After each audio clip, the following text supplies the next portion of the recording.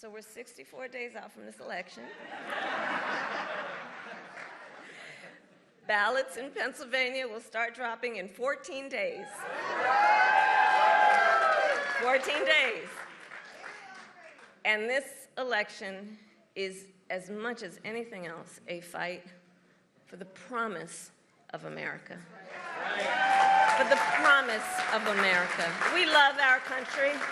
We love our country. And we know it is one of the highest forms of patriotism to fight for the ideals of our country. And that's what this election is about.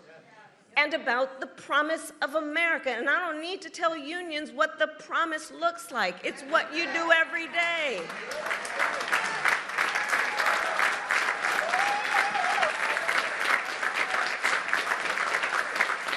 But as we fight to move forward, Donald Trump is trying to pull us backward, including back to a time before workers had the freedom to organize. He's going to jail!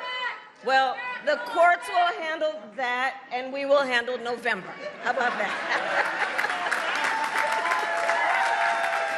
We'll handle November. Let the courts handle that other thing. But we're not going back. We're not going back.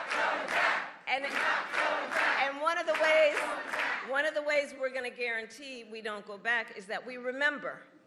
Right? It is important to remember what that was and what it is. Remember, as president, Donald Trump blocked overtime benefits for millions of workers. He opposed efforts to raise the minimum wage. As the president said, he appointed union busters to the National Labor Relations Board. And don't forget, he supported so-called right-to-work laws. And if Donald Trump were to be reelected, he intends to give more tax cuts to billionaires and big corporations. He intends to cut Social Security and Medicare. He wants to impose what, in effect, would be a national sales tax. I call it the Trump national sales tax, on everyday products and basic necessities that would cost a typical American family, the economists have said this, almost $4,000 a year.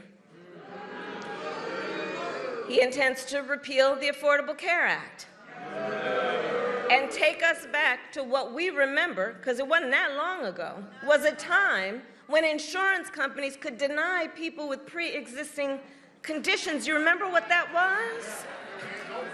Children with asthma, breast cancer survivors, grandparents with diabetes. Well, look, America has tried those failed policies before, and we are not going back.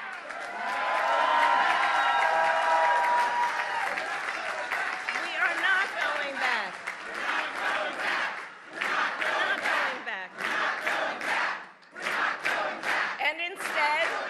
And instead, we fight for a future where no person has to go broke just because they get sick.